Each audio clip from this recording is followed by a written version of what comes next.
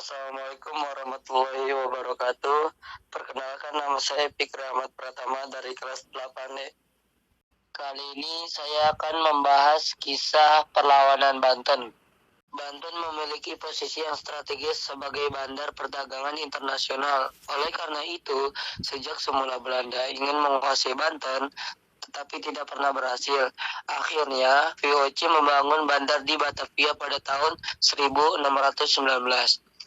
Terjadi persaingan antar Banten dan Batavia yang memperebutkan posisi sebagai bandar perdagangan internasional.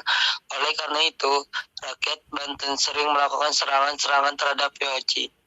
Pemimpin Banten Sultan Abul Fatah yang lebih dikenal dengan nama Sultan Ageng Tirtayasa selalu memimpin rakyatnya untuk mengusir VOC dari bumi Nusantara. Walaupun tidak berhasil mengusir VOC, semangat juang Sultan Ageng Tirtayasa patut diteladani dan gangguan terhadap VOC terus dilakukan.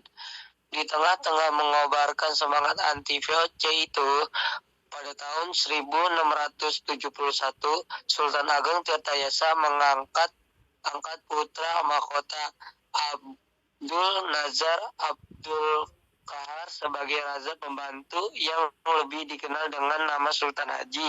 Sebagai raja pembantu, Sultan Haji bertanggung jawab untuk urusan dalam negeri dan Sultan Ageng Tirtayasa bertanggung jawab untuk urusan luar negeri, dibantu putranya yang lain yaitu Pangeran Arya Purbaya.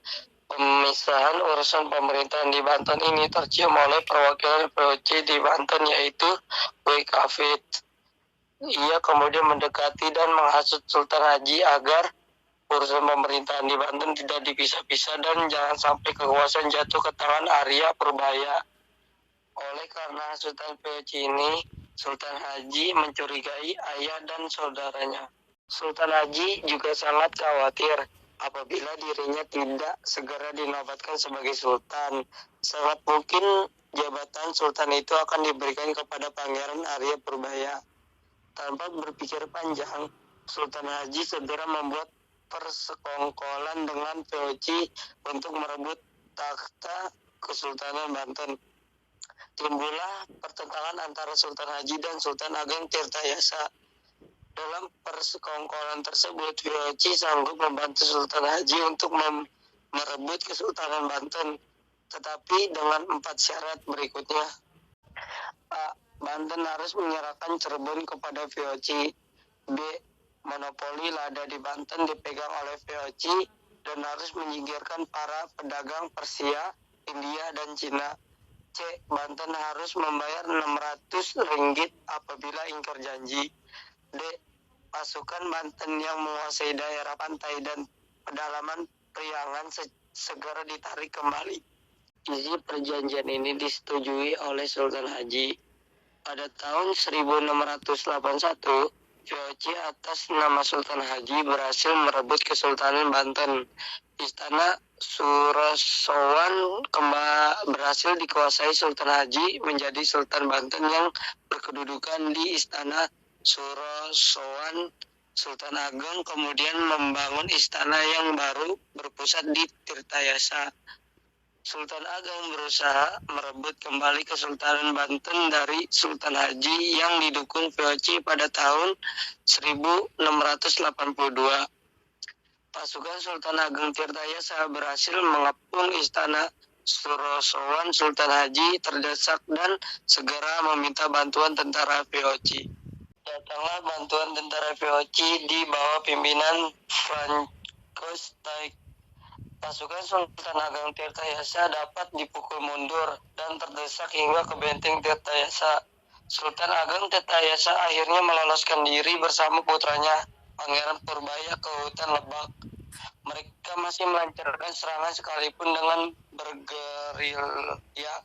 Tentara VOC terus memburu Sultan Ageng Tirtayasa beserta pengikutnya, kemudian bergerak ke arah Bogor. Baru setelah melalui Tipu Muslihat pada tahun 1683, Sultan Ageng Tirtayasa berhasil ditangkap dan ditawan di Batavia sampai meninggalnya pada tahun 1692. Namun, harus diingat bahwa semangat juang Sultan Ageng Tirtayasa beserta pengikutnya tidak pernah padam. Ia telah mengajarkan untuk selalu menjaga kedaulatan negara dan mempertahankan tanah air dari dominasi asing. Hal ini terbukti setelah Sultan Ageng Tirtayasa meninggal. Perlawanan rakyat Banten terhadap VOC terus berlangsung. Misalnya pada tahun 1750 timbul perlawanan yang dipimpin oleh Ki Tapa dan Ratu Bagus. Perlawanan ini ternyata sangat kuat sehingga VOC kewalahan menghadapi serangan itu. Dengan susah payah, akhirnya perlawanan yang dipimpin Ki Tapa dan Ratu Bagus ini dapat dipadamkan. Sekian pembahasan tentang perlawanan Banten. Saya Pikir Ahmad Pratama. Wassalamualaikum warahmatullahi wabarakatuh.